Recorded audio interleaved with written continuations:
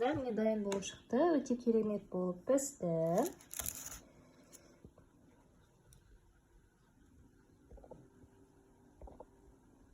Өте керемет, дәмді болып шықты. Қыздар, міндетті түрде жасап көріңіздер.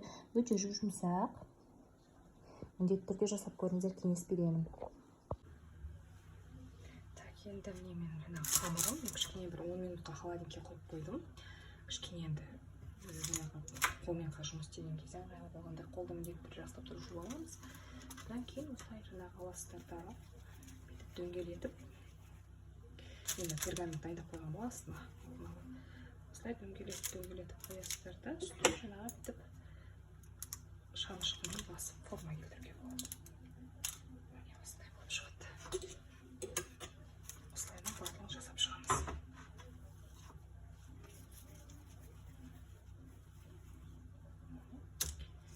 Осылай шамамен қазір көрейік қанша дана шығатынын. Өздеріңізге байланысты қандай форма жасағыларыңыз келеді. Енді әртүрлі етіп жасауға болады. Мен осылай түрін ұқтым. Шыны керек, кішкентай баламенен маған тез жасалатын рецептер өте ұнайды. Тез жасалатын, одан қалды жаңағы көбінесе үйдегі бар заттардан жасағанын ұнатамын.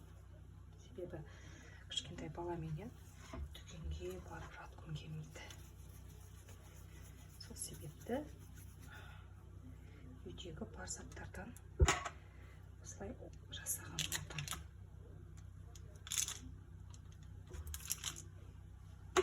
Өте жұмсақ болып піседі. Алдында жасаған соң шыны керек.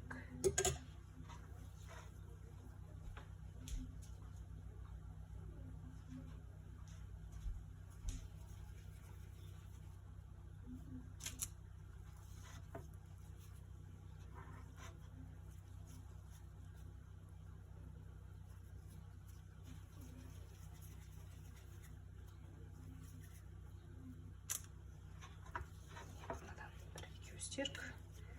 Екеу шығу тиіс.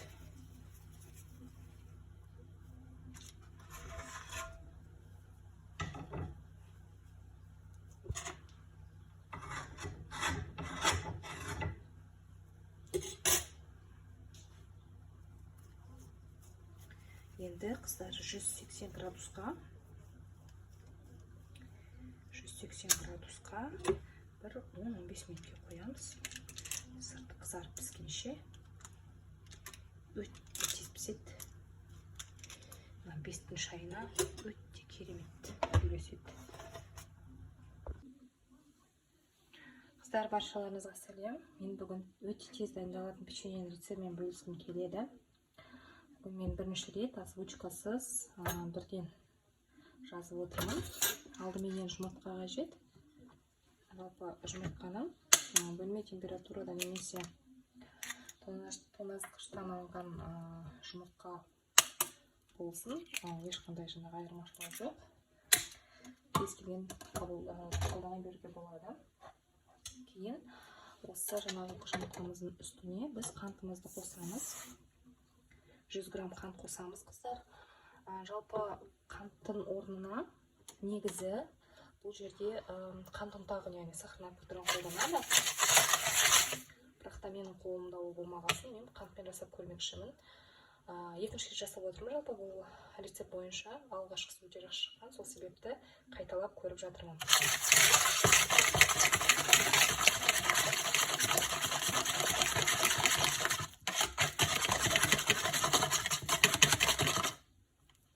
Кейін осының үстіне біз 100 грамм сұйық майымызды құямыз. Осының үстіне ванилин. Жалпы ванилин менде өте аз мөлшерде. Өйткені мен ванилинді аса қатты жақсы көре алмаймын. Сол себепті өте аз мөлшерде жасам. Енді ванилин қостым. Содан кейін міндетті түрде шымшымды қосамыз. Шымшым етіп аздап қосам. Осы массаның үстіне бірден қыса беруге болады. Жалпы бір қасық разрыхитель қосам. Және де осыны араластырамыз дағы. Ванилин несі шығып кетті.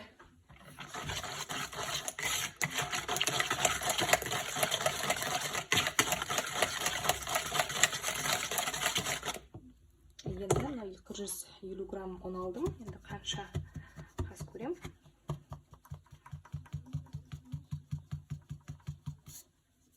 Қанша алатынын. Жалпы біздің хабарымыз пластилин секілді өте сондай жұмсақ болып шығуы тиіс.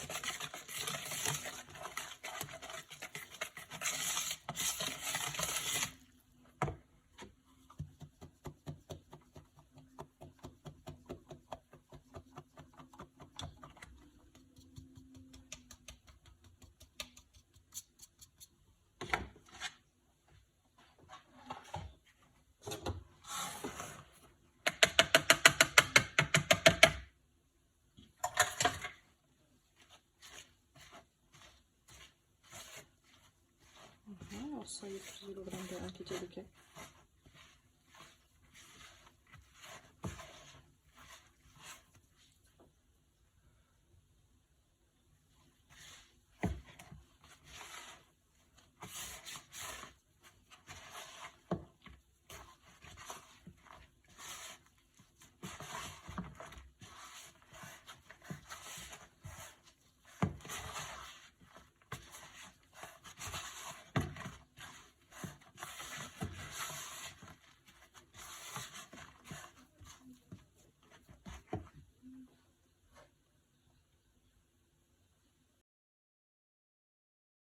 Жиырма 30 грамдай деп айтайын, енді 50 грамм болмас.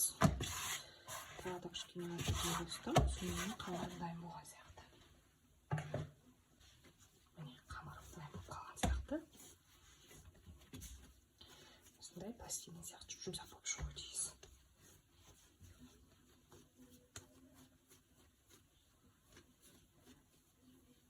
Қыздар, тағы да бір айтатын нәрсем, жалпы міндетті түрде сұйық май иіссіз болуы қажет. Ол міндетті түрде, себебі сұйық майдың иісі шығып тұрады. Қыздар, міне дайын болып шықты, өте керемет болып пісті.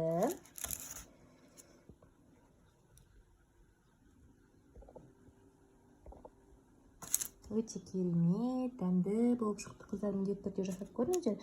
Өте жұмсақ. Міндетті түрде жасап көріңіздер, кеңес беремін.